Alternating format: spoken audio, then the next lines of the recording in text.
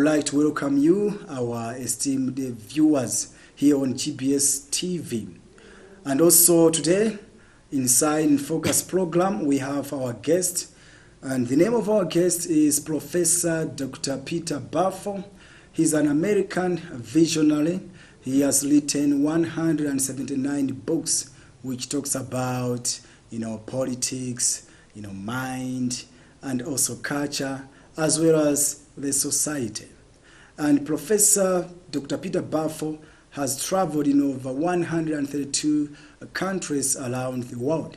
And we are privileged to have him today here on GBS TV. So, Professor Peter Baofu, I would like to welcome you to our TV station. And would you mind if you can reintroduce yourself to the audience so that they can know more about you? So let me say thank you for inviting me first. As you said, I am an American visionary and author of 179 books in all fields of knowledge, and I have proposed more than 145 different new visions and new theories of the human future in relation to the mind, nature, society, and culture. Okay. Which means that I have written on all of them and proposed many different visions in the formal sciences, the natural sciences, the social sciences, and the humanities in all fields of knowledge, not just in relation to one culture and one society, but about the entire planet Earth. Oh.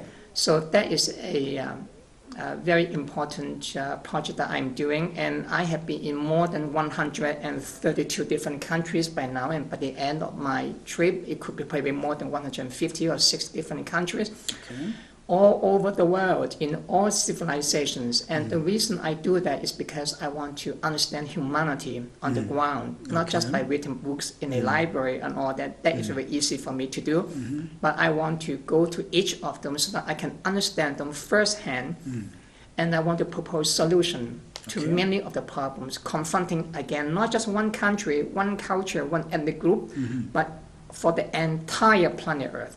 Okay.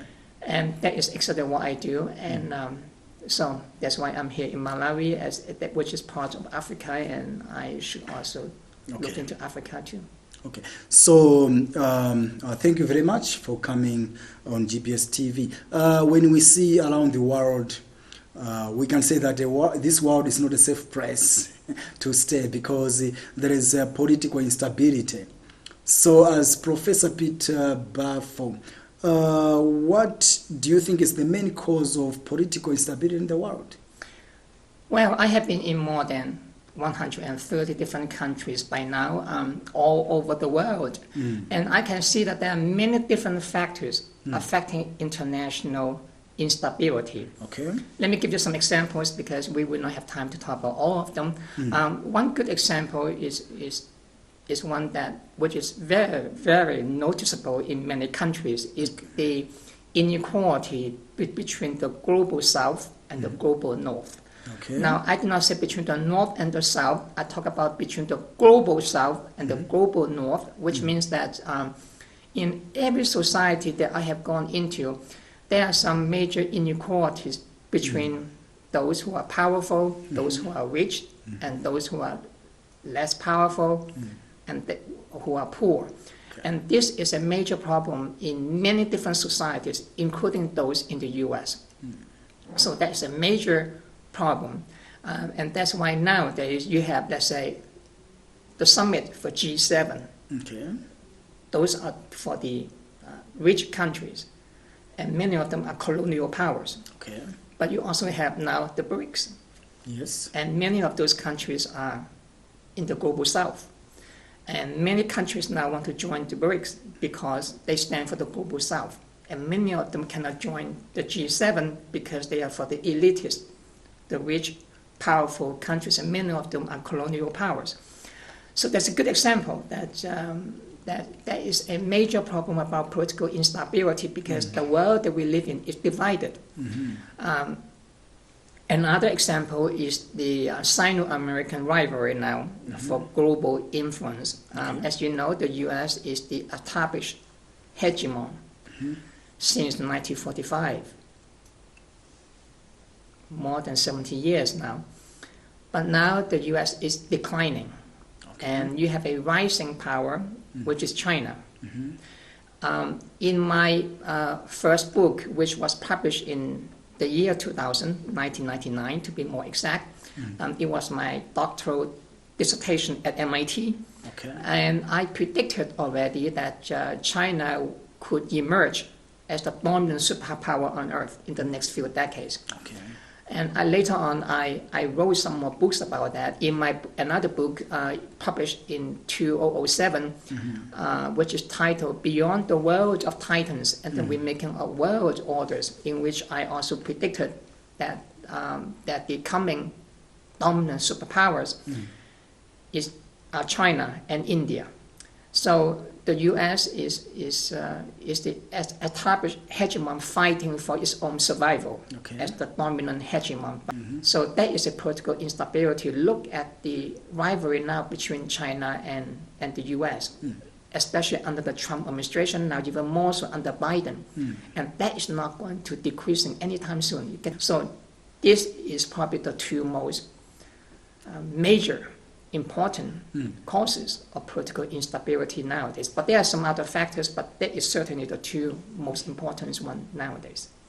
So on the same point, you have talked about China emerging as a superpower. Do you think USA will tolerate that? No, because if you look into human history, it's a fact of life. I'm not saying that I like it, but as a scholar, my point is to point out the problem and make a prediction. Whether you like it or do not like it, that is, for me, is not relevant. If you look into human history, all empires have one thing in common. They rise and they fall. Yes. And when they fall, they do not like it. And what did they do? They fight until the last minute to keep it. Just like the king. Long live the king. But the king is dying. But the king doesn't want to give up. Yes. The king wants to keep the throne. Yes. But that throne is being overthrown right now. Okay. But the king still wants to fight until the last minute to keep it, Look at the British Empire. Churchill said, I do not want to be responsible for the decline of the British Empire, for the fall of the British Empire. And he fought until the last minute to keep the British Empire, but it failed. So no empire wants to fall. Look at the 19th century. The Chinese Empire, it was collapsing, but they kept fighting until the last minute, until 1911, when it was no more. By the time many major powers, colonial powers, the Western powers, the Japanese Empire came to China, everyone tried to divide and take Hong Kong, Macau, become, as you know, the colonies of the UK and Portugal, respectively. And many other countries come in, and China lost quite a number of the territory in Central Asia, in Mongolia, in the northeast to Russia. So everyone, did they like it? No. They fought until the last minute, but they failed. Okay. Now it's happening to the U.S. The U.S. doesn't like it. As a historian of world affairs, my job is to tell you what's happening, and my prediction is that no, the U.S. will not give up. Will fight to the very last minute. But if it falls, it's falling, it will continue so. Yeah, so it's true that there is a political competition between China and the US. But I want to ask you, do you think that also religion is affecting the political instability around the world? Religion is certainly a major factor, but religion is no longer the dominant factor in international affairs. If you ask me the question in the Middle Age, yes, at that time, in the medieval era, religion was the dominant force, or in ancient time. Look at the Holy War between the Christians and the Muslims. If you go to medieval Europe at that time, everyone was talking about, no matter what they did, always in the name of God. No matter what they did, always in the name of God, we do this, this, and this, and this. We don't do this anymore nowadays in the 21st century, because we are in the age of science, not in the age of religion. But it doesn't mean, however, that religion is not important. Religion is still quite important in many ways. Let me give you some examples. Look at the problem, let's say, in the Middle East. You have, let's say, the Sunnis and the Shiites, the war in Iraq and Iran, the war between them. or the problem between the Israelis and the Palestinians. One side is for Muslims, the other side is for the Jews. Yes. Okay. Yes. Look at the problem between Pakistan and India. The breakup of India. Now they are still fighting with each other. India, you have Hindus. Yes. Pakistan, you have Muslims.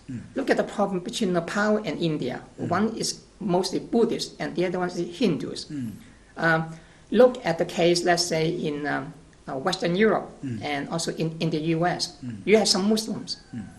But as you may remember, Trump called the Muslims a terrorist. Yes. Okay, that can say something, that you have a religious divide. In the US, you have the Nation of Islam, but they are not popular among the mainstream society. Yes, religion they are still important in many places, and people are fighting in the name of God too, in the name of religion. But they are no longer the dominant force. Okay. The dominant force is no longer for God, but for wealth, for power. I see. More secular goals instead of more spiritual goals in life. Okay. So we can see that politics is dividing the world, and also you have said that religion also, it has got minor impact on political instability. Now, if you see, when we talk about politics, we know that there is democracy, and we know that there is communism, and of course we hear about capitalism.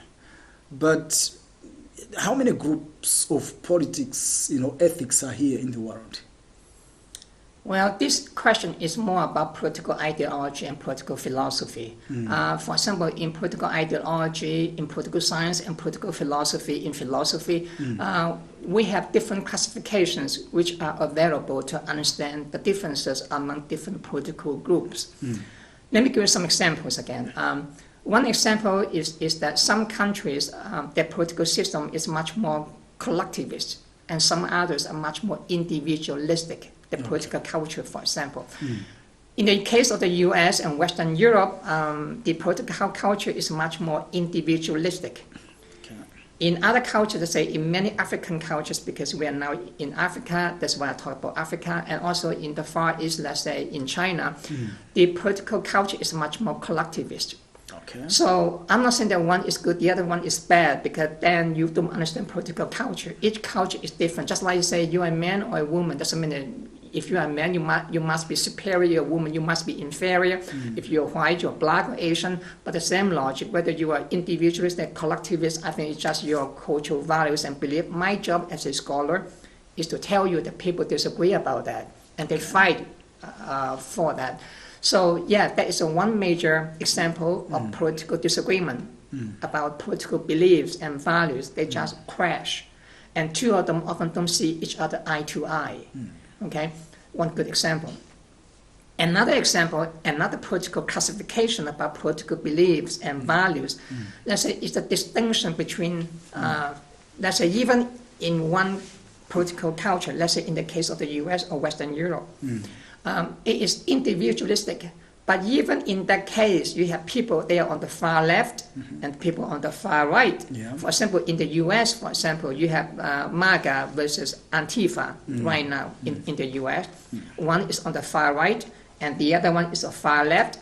And both of them are radicals, but they don't see each other eye to eye. Okay. So, but that is a good example of conflict in political values and belief.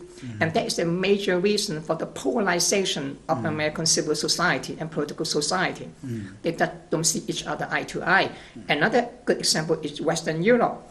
You go to Scandinavia, for example, many of those countries, they call themselves democratic. But the political culture in Scandinavia is very different from those, let's say, in the US, even they are also individualistic too. But in the case of Scandinavia, many of those political cultures are much more egalitarian oriented. Okay. In the case of the US, it is much less so. And that's why in Scandinavia, you see a lot of feminists, and many of them are radical feminists. Okay. They want 50-50 about everything. In fact, they even advocate for female hegemony over men. It's very radical. In the case of the US, it's much less so, even though both of them are individualistic culture.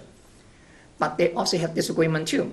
That's why the Scandinavian example is not popular in the rest of the world. Why? Because it's too radical. Okay. Not even in the US, they are well accepted. Okay. And in Africa, none of the countries want to copy the Scandinavian one because they are very radical.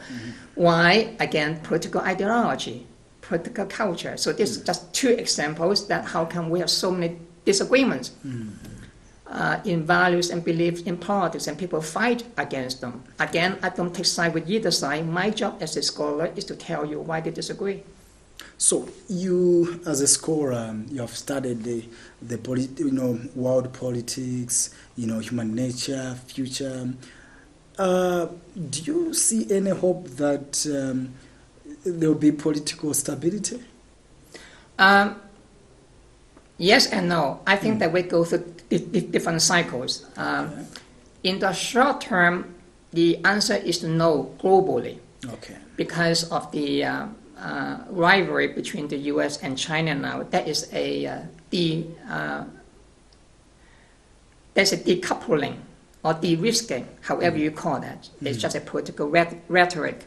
Let's say the Western powers now and trying to decouple or de-risk from China. So the world is getting divided more and more. Yeah. So I don't see any time soon for that to bridge the gap. Okay. As I said before, Western powers, especially the U.S., is fighting for its survival now for global domination, but it's ending. Okay. The U.S. doesn't like it. Just like the British Empire did not like the fall of the British Empire. Just like the Chinese Empire in the 19th century, they also did not like it. They fought to the very end, but they failed. Why? Because we had some new political, economic, social, culture, many other factors which favor a rising power. In this case, we talk about the rise of China, but even though that is not correct, the word, the rise of China, assume that China is rising, but for the Chinese, it's not the rise of China, it's the return of China to its former greatness, because for thousands of years, China and India, not the West, were the two dominant powers on earth. Not even the Roman Empire could compare with the massive wealth and power of China and India. But it was just like in the last 100 or 200 years almost now, that the Indian Empire and the Chinese Empire collapsed, and you have the rise of the Western powers. So now that era is ending. Okay. That's why the G7 especially, you have the summit and you have the Western powers, they are fighting to keep it. But that is, they are fighting for the last days, and that is going to divide the world even more.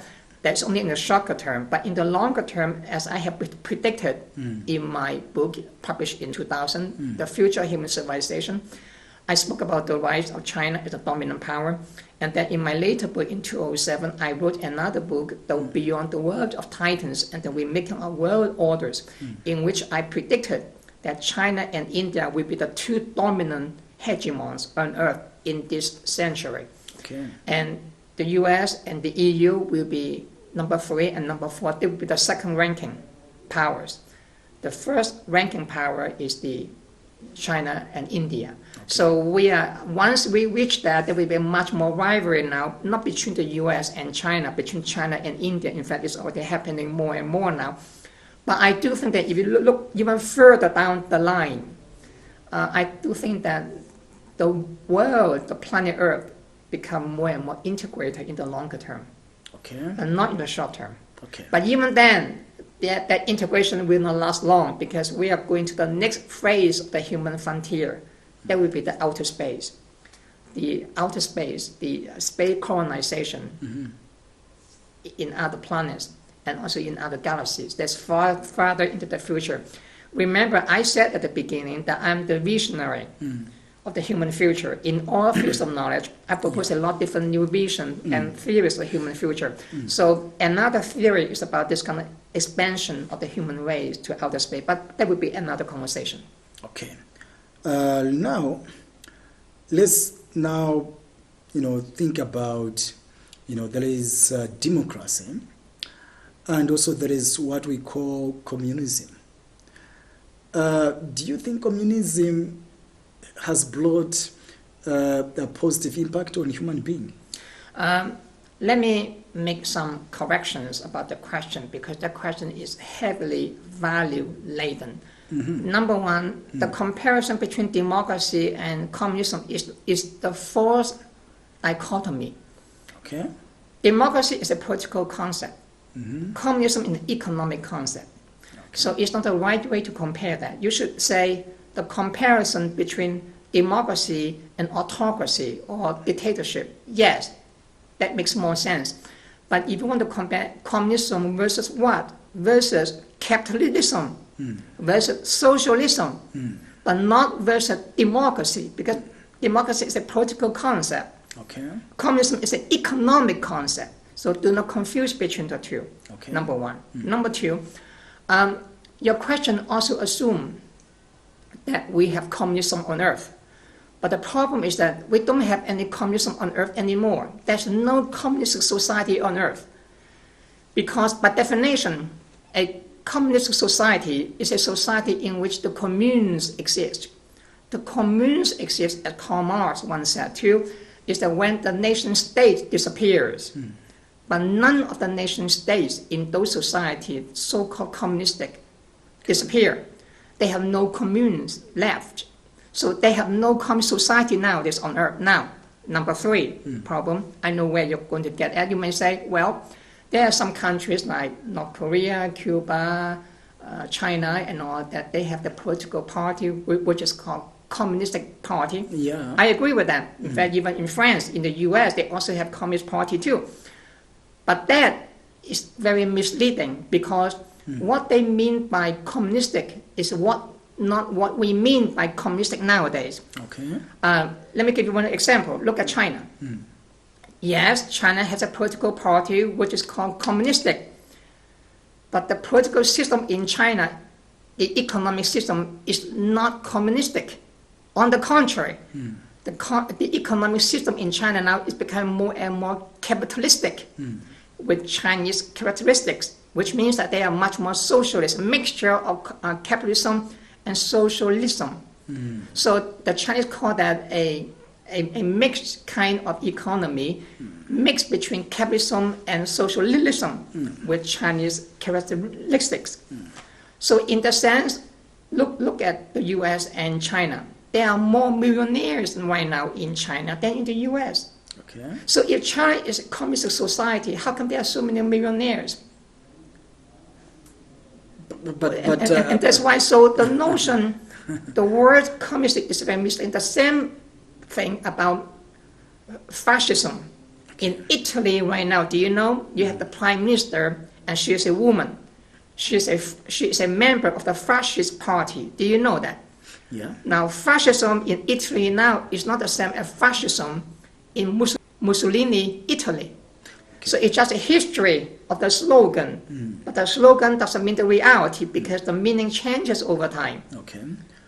So that is very misleading. And number four problem with the question is that you ask the question whether what is the communistic impact on human rights? Yeah. I think that's the central tenet of your question.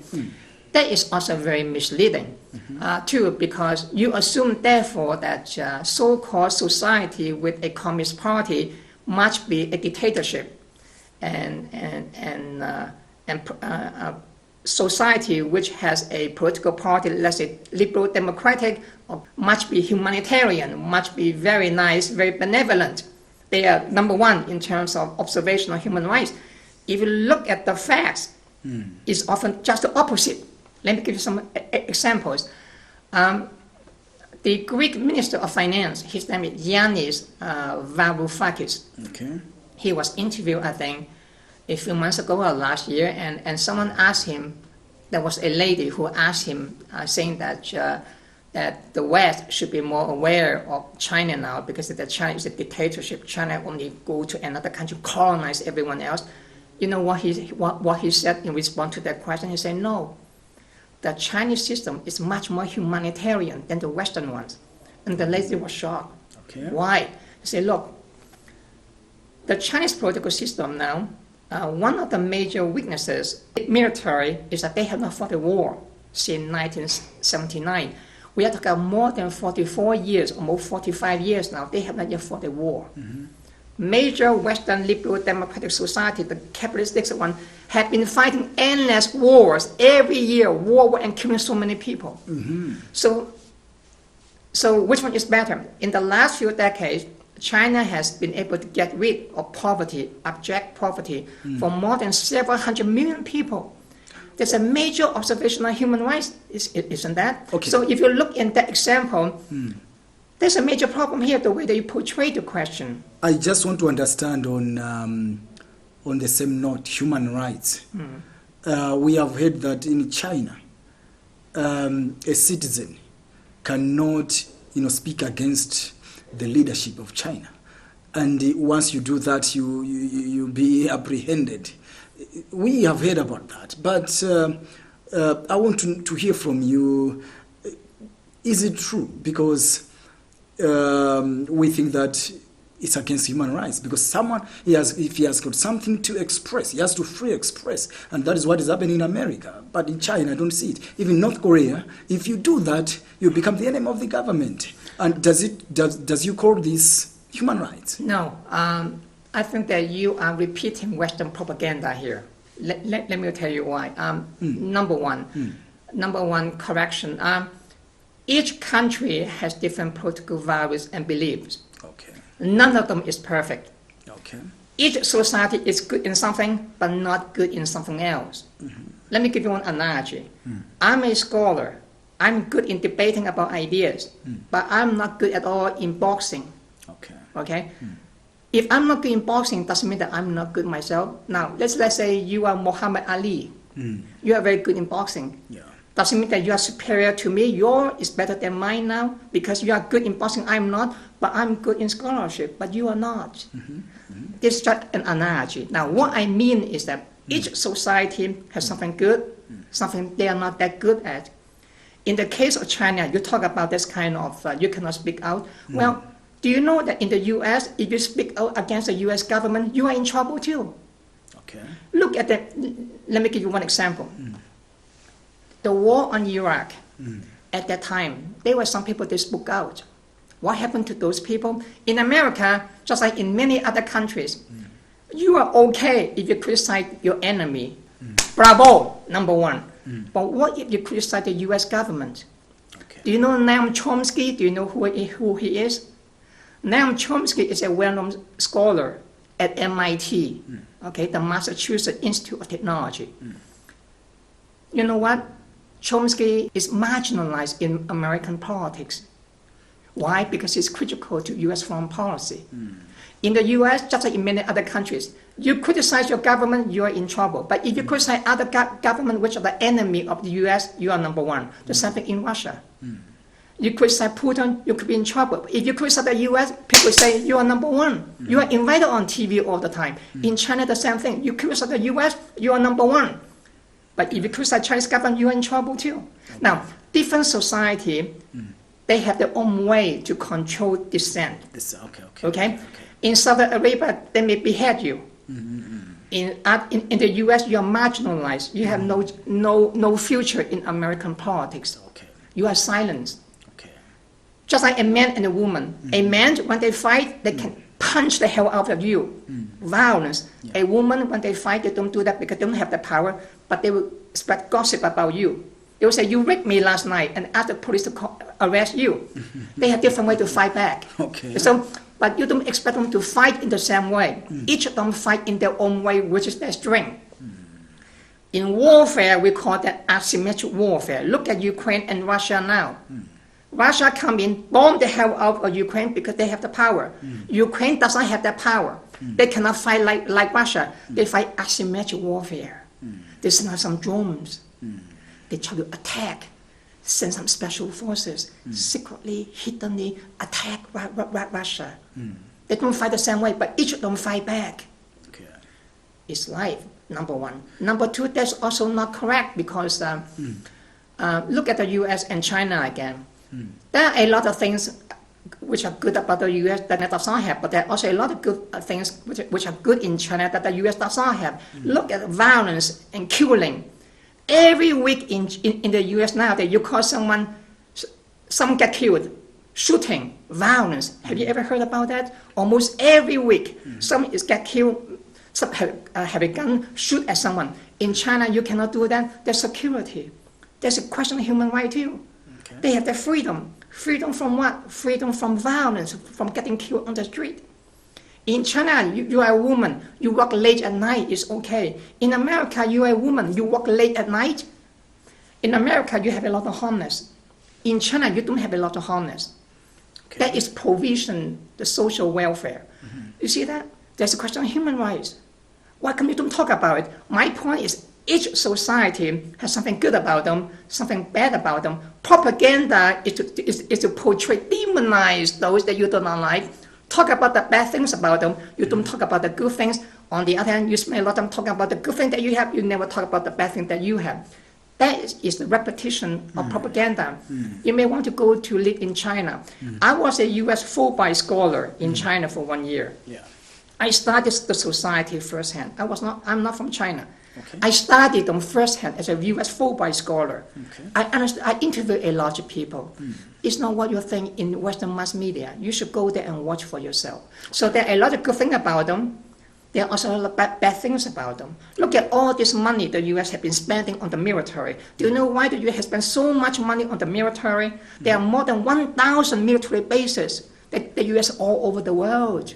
How come you don't spend all this money on healthcare, on education, on infrastructure, on many other things? There are a lot of poor people in the U.S. too. China, on the other hand, do not spend so much money. They spend a lot of money funding job, infrastructure, education, clinic, hospital, bridges. That's why they have this tremendous success, economic miracle in the last few decades. The government work hard. Okay. Look at the infrastructure in China now. Everywhere you go, the roads, the bridges, the clinics, the hospital, they are much better than those in the U.S. Okay. Now, how about that? So before you criticize, understand the biases that you have. Now, I'm not defending both. I'm trying to say I have been in more than 132 different countries now. Everywhere I go, I see something good about. Look at Africa even. In Western mass media, they think that people like you are no good. You black people are no good. The Africans, Trump said that African countries are shithole countries. You understand that? Now, I do not believe that because I have been here. There are a lot of good things about Africa too, but Western mass media don't talk about that. You have to avoid those propaganda. There are a lot of good things about Africa. Western mass media don't talk about people like you in a good way. So we have heard Chinese taking the minerals and natural resources which belongs to Africa, and they take it to China, and with that they become very rich. Yeah. I'm not saying that I know much about that, but don't you think that brings bad image to China? Think about it. The way that you ask the question is very condescending to your own people. Okay. Do you know why you look down on your own people when you say something like that? You say, look, China come to us, they take all the things from us. So you assume that you must be very stupid. How come you allow other people to come and take all these things from you? The reason is that you are not stupid at all. You benefit a lot from them. They pay all this for you. Okay. Now, they pay all this money. Where do all this money go? Now, by comparison, look at the Western colonial powers. They come to you. They took all these resources. Did they pay for that? No, slavery. Okay. Now, in America, we have slavery. Okay. Do you know that? Yes, I do. Okay. Do you know what this slave have gone through? They colonize you. They enslave you. Yeah. Do you know slave sex shop? Yes. That is a breeding ground for slaves. Okay. Okay. During the slavery era, they keep all the black people. The owners rape the black women, and they put all these women and black. They reproduce them, force them to have sex. They choose the one which is good, powerful, and they produce them like chickens, and then they increase more slave to work for the plantation. They did not pay you. They only enslave you. Did China do that? Now, the colonial powers, this is called colony. They come in, they control your government. Your government has no say. the white men come here, they control everything, they enslave you, they took all of these resources. There's an economist, I think from India, and he published a book, I think a few years ago. He made an estimation. He said that the British Empire, when they colonized India, they took away probably 20, I don't know, remember the exact number, $20 trillion. They looted all these resources. Did China do that? They pay you all this money. Where did all this money go? To all this corruption. Look at Nigeria. Nigeria each year has earned so much money from selling oil to China and many other places. All this money disappeared into where? Into the pocket of all these corrupt politicians. The majority of Nigerians are poor. So before you criticize them, why do they think you are so stupid as to allow other people to treat you like this, right? The point is, you are not stupid at all. You take advantage of them. China come to Africa, they build roads, bridges, clinic, hospital. Everywhere you go to Africa now, I did. I'm happy in more than 35 different African countries already. You go now, hospital, clinics, bridges, stadium and all that, minimum are built by China. In many cases for free. You borrow money from them at the end of the period, you ask them for that cancellation. They say, we have no money to pay. Okay. So that China cancel all of this. Now, Western power, did they do that to you? All those colonial powers? Have they ever canceled your debt? Each time you owe them something, they come back and ask you to pay more. They reschedule, you pay more. Have you ever said thank you to them for all this? You don't even say thank you, you call them colonizer. If you keep behaving like that, no one wants to do business with you anymore. Okay. You are declining. Okay. Look at Ethiopia. Ethiopia is very grateful for China. Look at Rwanda now. Okay. They are very grateful. Now they encourage them to come. Now they become more and more prosperous. You know Rwanda under Paul Kagame? Do you know him? Yes, yes. He's copying the Chinese example. He's copying the Singaporean example. He said we should learn from them. So that now Rwanda is growing. They are very grateful. They don't talk like this. Okay. So the way that you talk like this, you are very condescending to your own people. You assume that your people must be so stupid. If they are so bad, why do you keep allowing to do that? Because that's not true. You benefit so much from them. That's why you keep asking them to come. Why do you not ask Germany, France, the UK, France, ask them to come back? Okay. The reason you don't ask them to come back because they are not benefiting you, and you know that. So you are very condescending to your own people when you talk like this. So this is what has been going on in in the minds of people. So now when we talk about the relationship between China and US, US is a very big country and has got a very big political value. And it's a strong country. And we know that if China and US fight, that it will bring more problems in this world. So you as a professor, what do you think should America do and China do in order to bring world political stability? Yes. Unfortunately, I'm not a politician. I don't have political power to tell China or the US what to do. Okay. I'm just a professor. I'm just a scholar. I don't have any power, but I can speak out. I can tell them about my visions and my ideas. Unfortunately, the world that we live in is divided. Okay. Which means that each group has its own values and beliefs. Okay. Now, that is very important to remember because that is the tendency for one group to preach and say that you have to behave like that. If not, we are going to attack you. We are going to put sanctions on you. But if you behave like that, you behave like a dictator. Okay. You will think that your values and beliefs are the superior one. The values or beliefs of everyone else are inferior ones, or they are no good. You know what's right for them. They have to listen to you. Okay. And they cannot tell you what to do, but you tell them what to do. If they don't, you exert your power on them. You have to do it. Then you behave like a dictator. So the problem here is that when a superpower is telling someone and saying, you should not go to that group, you should come and join me because we stand for good. They are the evil guy. But But the problem is that they can also say the same thing to you. Then as you have to come to them. Look at Ukraine is a good example. Ukraine is trying to side with the U.S. now, at least the ethnic Ukrainian in Ukraine. The ethnic Russian, they have different views, but they try to side with Western powers. Now what happened? They side with one and oppose Russia now. Russia is attacking them. Why? Because what they are doing in Ukraine and the NATO expansion has threatened the national security of Russia too. Before even the Cold War, all of those countries, they were part of the Soviet Union or the Eastern Bloc. Do you know that? Yeah. So the Soviet Union felt a bit safer. They have a buffer zone. Now all of those countries, almost all of them disappear and become part of NATO. You threaten them. Yeah. Now at the frontier are the NATO troops. For the first time, facing them, many of these missiles can reach Russia in less than 1 minute. Look at Estonia, look at Lithuania, look at Latvia, look at Romania, look at Bulgaria. You name it, all those countries siding with the Western powers, and they are next to Russia. So now Ukraine is under more and more control by the Western powers. You lose your freedom. At the same time, your country is being destroyed in that war. So there is a problem here. So for many countries like those in Africa, if I had an advice for them is that don't repeat the same mistake that Ukraine, but before that Georgia, do you know Georgia? Yes. They say that they made the same mistake.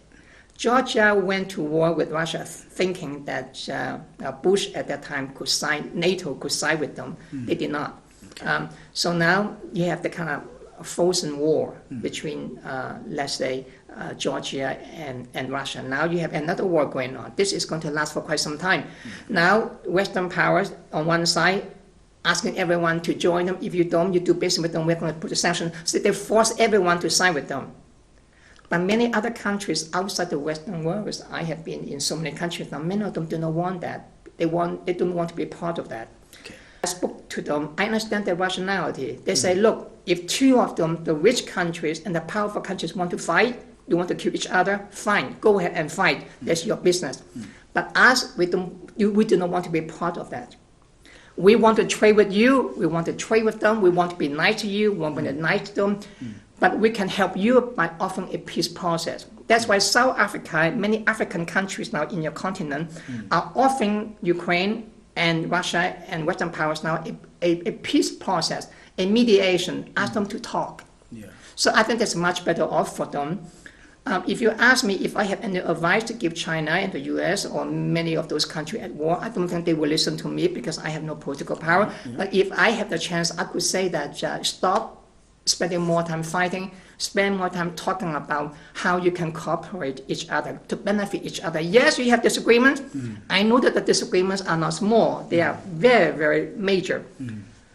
But if you continue fighting like this, you lose the other side. You have more to gain from cooperation. I'm not the only person who is saying that. Even Henry Kissinger, do you know who he is? Henry Kissinger even said the other day that the U.S. foreign policy now is based on the emotion of the moment.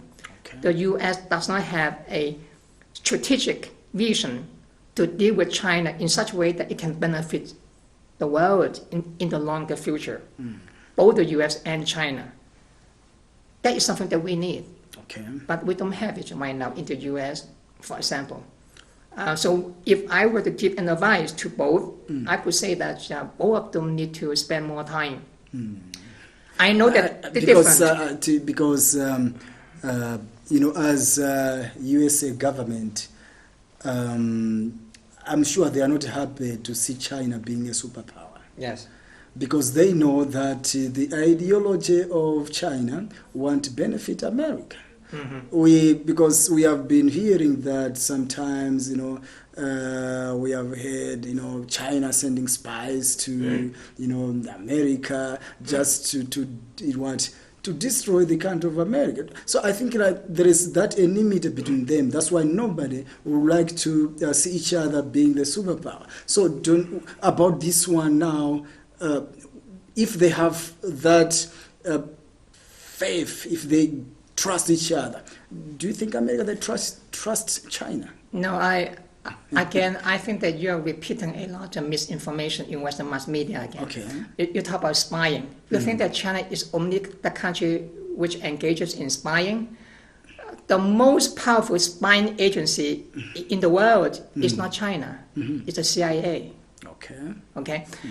You talk about the spying. Do you know about Five Eyes? Do you understand what Five Eyes is? Yes, I understand. You know, now you have 7 eyes, 8 eyes, 9 eyes. We are talking about the original group is the US, the New Zealand, Australia, and the UK.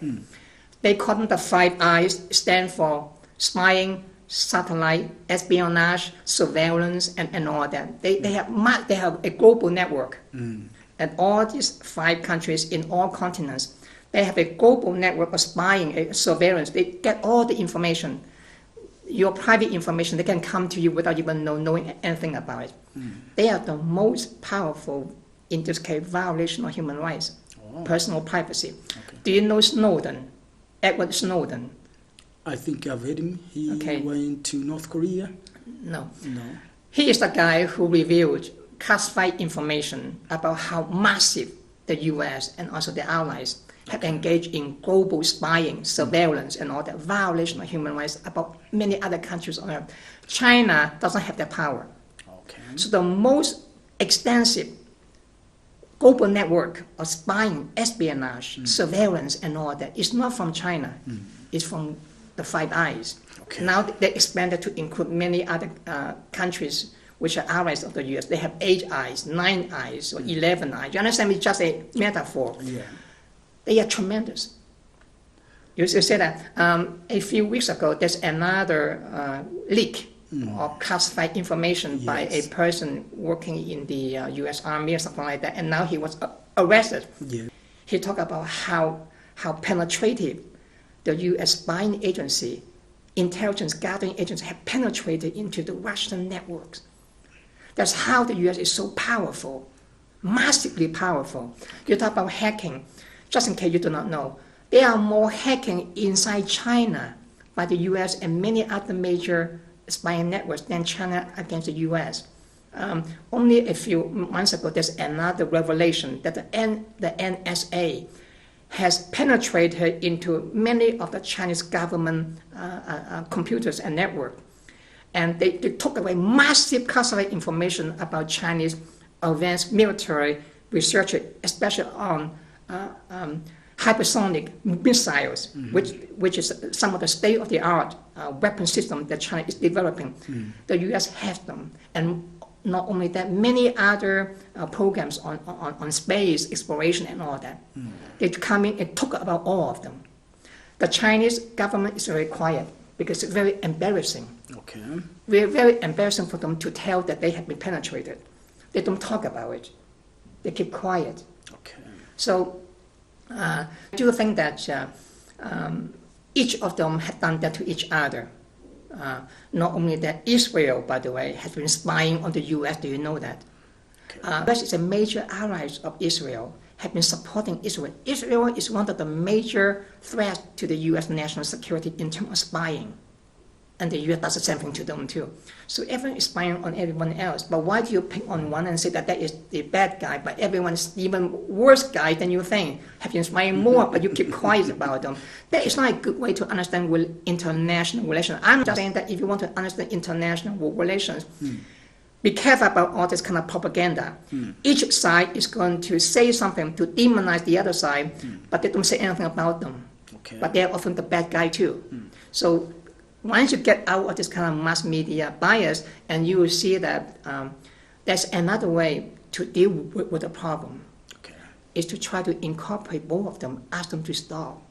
Instead of signing and demonize the other one, this is a bad guy, he's no good, that means that you're the good guy then. But wait a minute, you're a bad guy too, in many other ways. That's why a lot of countries now, they are very afraid. They don't want to side with either side. Why do they do that? Look at South Africa. South Africa now has a problem with Western powers and Russia. South Africa really do not want to side with the Western powers against Russia, but they also don't want to side exclusively with Russia too. They just want to stay out of it. In fact, many African countries now, is adopting the same policy. They just want to stay out of it. They just want to do business with everyone. They want to trade Russia. They want to trade with China. They want to trade with the U.S. They want to trade with France, Italy, and Germany. But they don't want to say, okay, we don't trade with Russia. We only trade with you. But it doesn't benefit them. They just want to be nice to everyone and care my own business. Your problem, you're fighting with each other, is your problem. Okay. But we will offer a peace process so that you don't fight or kill each other anymore. Is that better for the rest of the world? Yeah, it's better. Okay, so now that's the answer to your question. So, I would like to appreciate for all the answers to all my questions. And before we round up the program, I would like to also let you have a chance to say your last word before we finish the program. I don't have the last word like that. I just leave that to you because you are the questioner. I'm just the... Okay, so you have exhausted everything that you wanted to speak today. Yeah, it's just based on your question, so... Okay. So our viewers, that was our, talk with Professor Dr. Peter Baofu. I'm sure that you have entered deeply into the world and what is happening. I'm sure that you have learned a lot. Thank you very much for being there to watch our TV station, GBS, on the In Focus program. Thank you very much. Till we meet next time. Thank you.